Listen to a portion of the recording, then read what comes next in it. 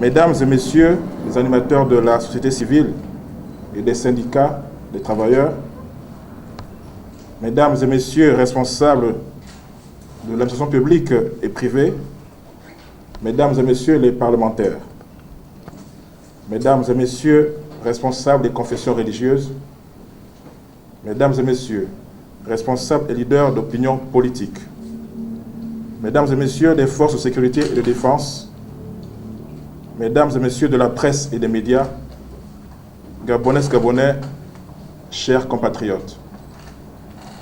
Il y a plus de 18 mois, Monsieur le Président de la République, chef de l'État, et Monsieur le Premier ministre, chef du gouvernement, me firent l'honneur de me désigner ministre en charge des droits humains et de l'égalité des chances.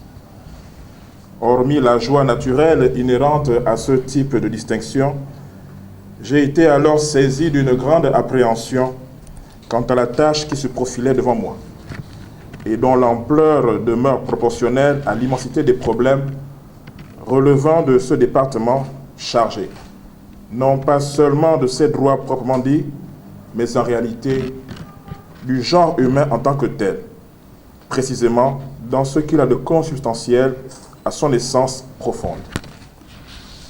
Mesdames et messieurs, laissez venir à moi les petits-enfants et ne les en empêchez pas, car le royaume de Dieu est pour ceux qui leur ressemblent, peut-on lire dans les Saintes Écritures. Malheureusement, dans ce monde qui a développé les technologies les plus sophistiquées, il y a encore de nombreux enfants qui vivent dans des conditions inhumaines. Et notre pays, le Gabon, n'échappe pas à ce sombre et triste constat.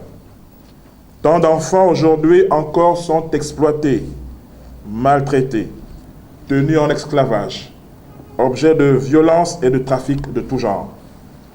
Aujourd'hui, les enfants pleurent. Ils pleurent beaucoup et leurs pleurs nous interpellent. Il y a des enfants qui pleurent en vain. En un temps qui proclame la sauvegarde des enfants parce qu'ils sont sacrés, leurs pleurs sont étouffés. De 2012 à 2015, les violences relevées sont physiques, châtiments corporels et emmaillotements, psychologiques, injures, frottements d'excréments sur le corps, et sexuels, inceste, viol, harcèlement sexuel, pédophilie, pornographie, excision, exploitation sexuelle. 64% de ces abus ont eu lieu en milieu familial, 25% en milieu scolaire et 11% dans la rue. Les deux environnements par excellence où l'enfant devrait se sentir le plus protégé sont les milieux où il subit plus de violences et d'abus sexuels. Malheureusement, pour 2116 cas dénoncés, dont 1586 abus sexuels et 530 violences, 85% des plaintes déposées ont fait l'objet d'abandon de procédures judiciaires sous les pressions familiales et la non-protection des victimes.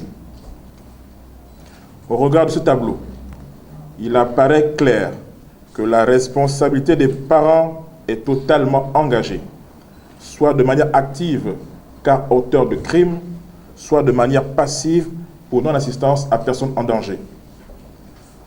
Mesdames et messieurs, que se passe-t-il dans le cœur de l'homme ou de la femme qui est poussé à faire cela?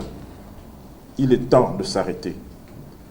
Les graves atteintes aux droits humains fondamentaux ne semblent pas connaître de répit. Le tragique phénomène du trafic des êtres humains sur la vie et le désespoir desquels spéculent des personnes sans scrupules en représente un exemple inquiétant. Nous entretenons, je dis bien, nous entretenons la mentalité du déchet, de l'ordure, qui pousse au mépris et à l'abandon les plus faibles, ceux qui sont considérés comme inutiles. Mesdames et messieurs, nous ne pouvons pas assister indifférents et impuissants au drame d'enfants. Prendre soin des enfants est un choix de civilisation et non de barbarie. ONG et établissements scolaires, police, gendarmerie, structures sanitaires, personne de bonne volonté, etc., il ne faut jamais renoncer à faire le bien, même quand c'est difficile et qu'on subit des actes d'intolérance, voire de persécution réelle. C'est pourquoi, et en partenariat avec les bureaux des conseils municipaux, d'arrondissement et départementaux, et avec la participation active des ONG, je décide l'ouverture de cellules d'écoute au sein des structures des collectivités locales. Ces cellules d'écoute, animées par des experts, seront chargées de recevoir et d'accompagner les victimes dans toutes les démarches utiles de réparation et de défense. À cela, j'ajoute que je prends l'engagement ferme, si nécessaire, de poursuivre personnellement en justice tout contrevenant, y compris les parents qui refusent d'aider leurs enfants victimes, notamment ceux qui rechignent pour porter plainte. Mesdames et messieurs, ensemble nous pouvons et nous devons nous engager pour que ces enfants soient libérés et pour que l'on puisse mettre fin à ces actes de barbarie. Que l'Esprit Saint agisse dans les cœurs, dissipe l'esprit de fermeture, de méchanceté et de cruauté et nous donne de nous attendrir devant la faiblesse de l'enfant. Je vous remercie.